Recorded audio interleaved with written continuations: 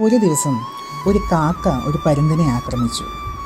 കൊക്കുകൊണ്ട് പിന്തുടർന്നു കൊത്തി, വീണ്ടും വീണ്ടും ശല്യപ്പെടുത്തി.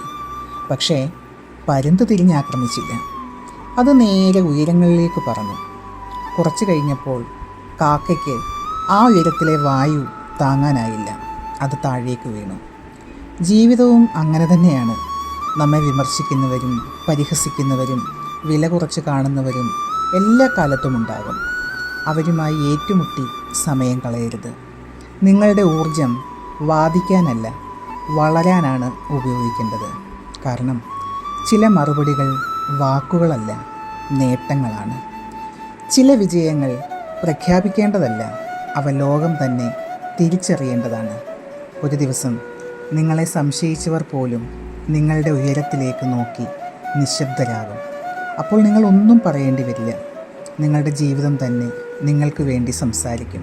അതുകൊണ്ട് ചിറകുകൾ കരുത്തുറ്റതാക്കൂ, ഉയരങ്ങളിലേക്ക് പറക്കൂ. ഉയരങ്ങളിലെത്തുമ്പോൾ താഴെ നിന്നുള്ള ശബ്ദങ്ങൾ തനിയെ നിശബ്ദമാകും.